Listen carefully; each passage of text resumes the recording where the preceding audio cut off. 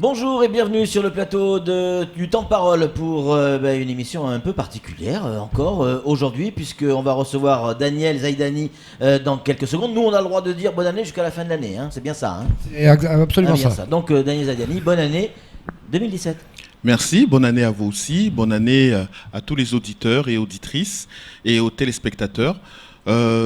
Cette nouvelle année, je l'espère radieuse pour tous, même si effectivement pour les enfants ça commence difficilement. Et je souhaite que cela se passe dans un cadre familial, dans un cadre de santé, de bonne santé pour tous. Et on espère, comme d'habitude, comme chaque année, le meilleur pour Mayotte et que le futur président de la République ou présidente puisse avoir un regard bienveillant pour Mayotte, pour les dossiers de Mayotte, parce que Mayotte est un territoire qui se trouve à 10 000 km de Mayotte, et nous avons le sentiment bien souvent que finalement Mayotte est relégué au second plan. C'est pour cela que nous nous lançons dans la politique, nous voulons que les choses bougent, aillent plus loin, et aujourd'hui, les élections présidentielles nous permettra d'avoir une perspective nouvelle, puisque comme vous le titrez très bien aujourd'hui dans votre titre d'aujourd'hui, on peut quand même avoir le quinquennat s'achève et sur l'image que nous avions, à savoir Mayotte, pays délaissé. On va parler politique dans quelques instants, mais juste avant, cette rentrée des classes pour tous nos gamins qui a été encore largement perturbée. On l'a entendu, je ne sais pas si vous avez entendu Madame le vice-recteur expliquer les différents problèmes qu'elle a rencontrés. L'eau, évidemment, la grève, le sabotage de certaines écoles, le second degré, le premier degré avec des problèmes avec les communes. C'est inquiétant de voir nos gamins qui ne vont pas à l'école. Alors écoutez, moi encore une fois, je crois que tout individu qui revendique ses droits est légitime. Parce que, encore une fois, ce qui ne va pas à Mayotte, ce qu'on laisse traîner les choses, ces revendications de corps transitoire, de non prise en compte, de l'ancienneté, etc., ce n'est pas nouveau. Moi-même, au conseil départemental, pendant mon mandat, j'ai pris une délibération pour tenir compte de l'ancienneté de tous les agents du conseil départemental, puisqu'ils avaient été pénalisés à travers les accords qui ont été passés en 2008. Malheureusement, la préfecture a attaqué cette délibération pour dire vraiment la volonté de l'État à ce que vraiment les choses ne se régularisent pas, parce que je savais effectivement que la loi ne le permettait pas, mais je voulais prendre cette initiative au sein de mon administration pour faire avancer les choses.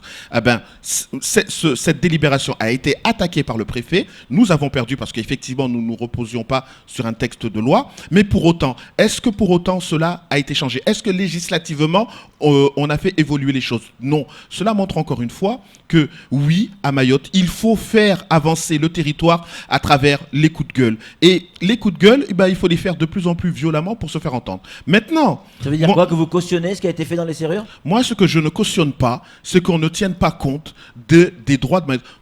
Vous pensez que c'est tout à fait normal que dans quelques années, certains de nos fonctionnaires partiront à la retraite avec une retraite revue à la baisse, non pas parce qu'ils n'ont pas cotisé, non pas parce qu'ils n'ont pas travaillé, tout simplement parce qu'à un moment donné, il n'y avait pas un système. Aujourd'hui, ils ne demandent qu'à cotiser si potentiellement il leur manque encore des cotisations à faire. Mais non, la problématique, c'est qu'il n'y avait pas sur le territoire toutes les instances. Et lorsqu'on parle de corps transitoire, disons-le très bien, la problématique de la prise en compte de l'ancienneté vient de la rémunération. Les rémunérations à Mayotte étaient tellement basses qu'il a fallu mettre en place des corps transitoires.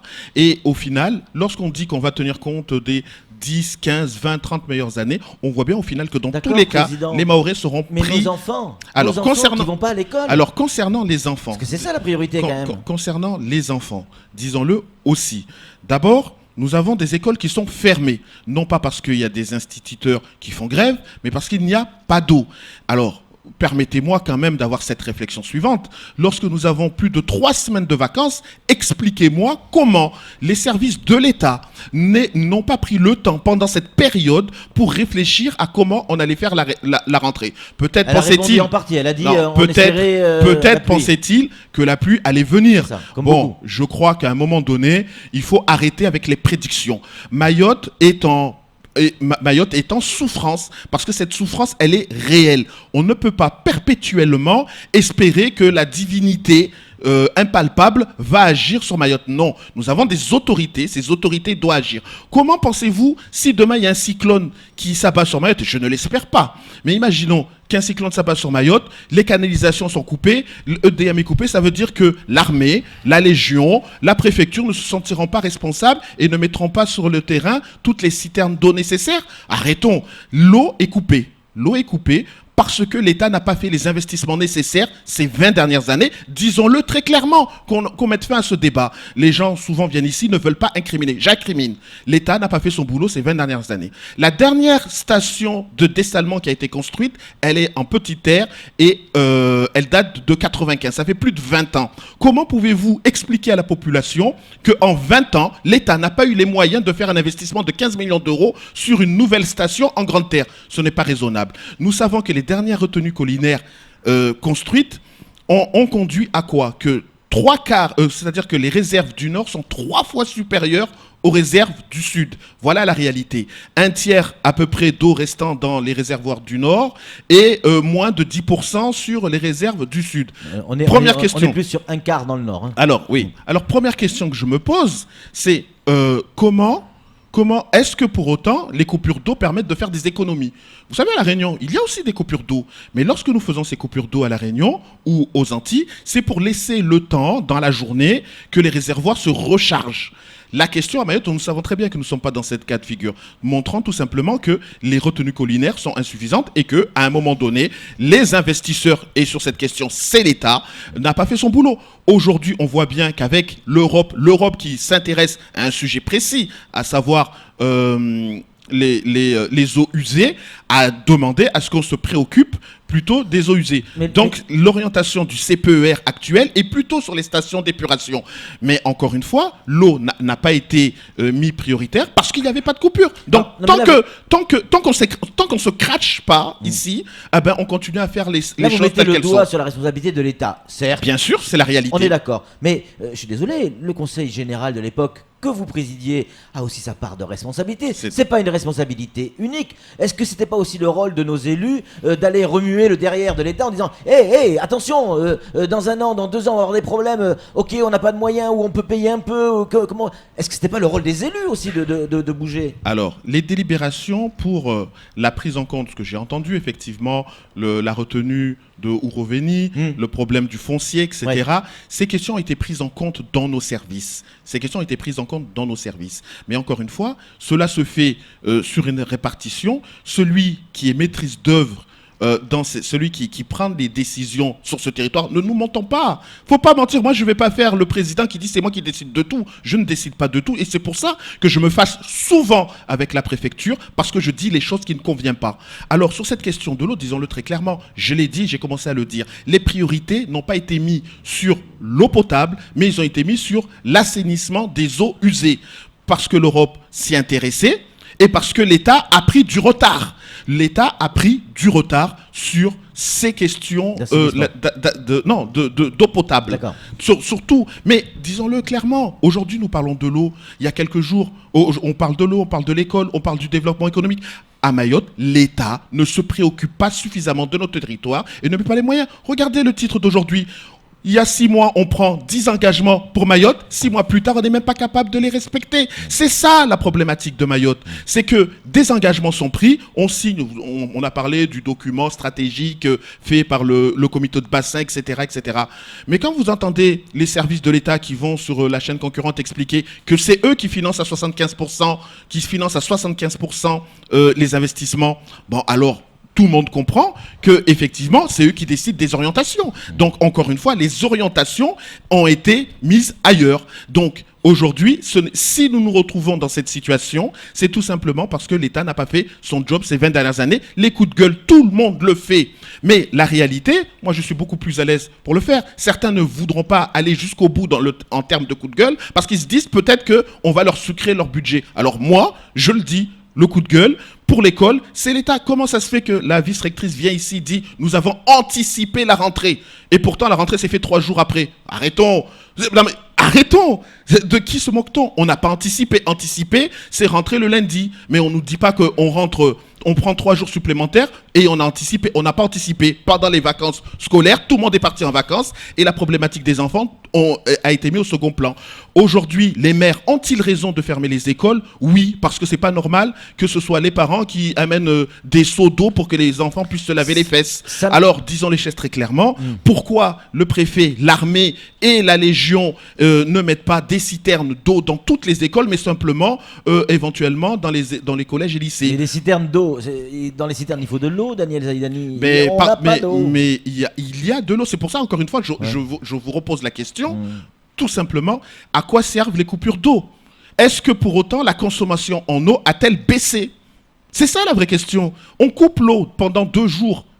1 jour sur 3, nous avons de l'eau. Est-ce que pour autant les réserves d'eau ont été revues à la baisse? La consommation, pour moi, pendant les coupures d'eau, va à la hausse parce que les gens remplissent des bassines, ici ou là, font couler de l'eau qui ne sert à rien parce qu'elle est devenue pas potable. Disons les choses, c'est ça qui se passe. Alors, à cette question, j'aimerais bien qu'on me réponde. Il n'y a plus d'eau depuis le mois de décembre.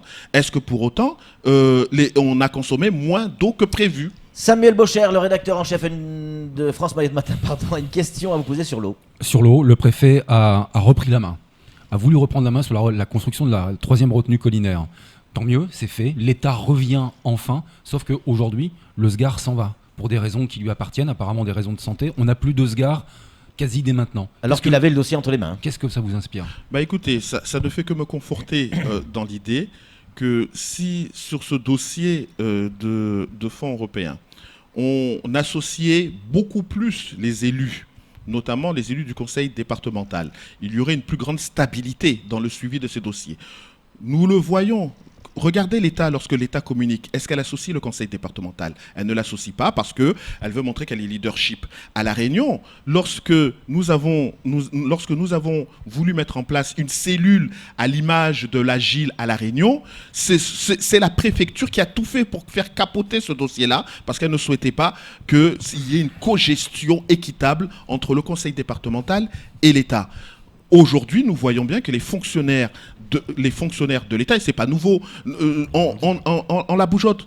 Là, c'était pour des raisons de santé. La dernière fois, c'était un départ précipité pour X raisons non expliquées. Bon, voilà. Donc la réalité, la stabilité, elle est plus au conseil départemental avec les agents. Mais au lieu de les associer, c'est simplement maintenant qu'il y a eu quelques recrutements d'agents du conseil départemental vers la préfecture pour pallier au manque de l'État dans ce domaine-là.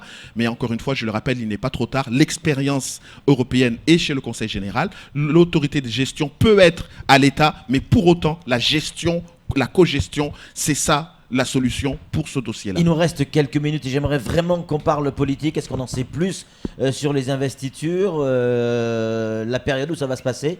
D'abord, je tiens à féliciter Monsieur Mansour Kamardine et Elhad Chakrina pour les investitures. Et la Chakrina qui sera votre candidat dans le Nord si vous êtes investi. Parfaitement. Ouais. Donc, c'est un jeune homme dynamique et je pense que ça va en fait d'une certaine manière dynamiser ces futures élections et donner un rythme. Bon, je pense que Elhad Chakrina s'est exprimé tout au long de l'année 2016 sur un certain nombre de sujets. Je pense en avoir fait autant. Donc là, au moins, nous savons déjà sur quelle base nous allons chacun partir faire campagne. Donc je pense que la campagne sera belle et il appartiendra à la population de se déterminer. Au niveau du MDM, oui. Nous devons avoir les investitures ce week-end avec les critères, divers critères, mais je pense que le parti viendra sûrement sur le plateau pour revenir sur les détails de tout cela. Mais la semaine prochaine, je pense que les choses seront beaucoup plus claires et on saura qui sera le candidat au nord et au sud pour le MDM. Vous aviez rappelé en disant attention, si les règles ne sont pas respectées, je pourrais y aller en candidat libre. Je pense que justement, le cas on sera fixé ce week-end, puisque ce week-end, il y aura les investitures, ce week-end, on pourra s'exprimer. D'ailleurs, nous allons faire des oraux, un petit peu le grand oral devant nos directeurs, nos délégués du comité. Ce week-end également, sûrement samedi, et puis le dimanche, le verdict. Mais dans tous les cas, ça a l'air d'être bon enfant tout cela, et c'est bon pour la démocratie, c'est bon pour Mayotte. L'essentiel, en tout cas, c'est qu'en 2017, Mayotte soit mieux représentée, Mayotte soit défendue. Les problèmes de Mayotte sont nombreux. Il y a encore des coupeurs de route, il y a encore un problème économique, il n'y a pas suffisamment de moyens pour nos administrations. Encore, on voit les instituteurs qui font grève. Nos enfants doivent être éduqués. Le MDM, c'est la solution pour tout ça, justement? ce problème. Pour moi, le MDM est est quasiment le seul parti qui n'a pas de clivage national. Et c'est ça qui fait la différence. Parce qu'aujourd'hui, on voit bien peut vous que... retrouver à gauche comme à droite, quoi. Je vois surtout que les clivages nationaux ont tendance à biaiser l'intellect. Ouais. Merci beaucoup Daniel Zaidani d'être venu sur ce plateau et d'avoir répondu à nos questions. Ça passe vite un temps de parole, hein. Ça passe très très vite. En tout cas, merci beaucoup. Allez, c'est tout pour ce temps de parole. Tout de suite, la suite de nos programmes.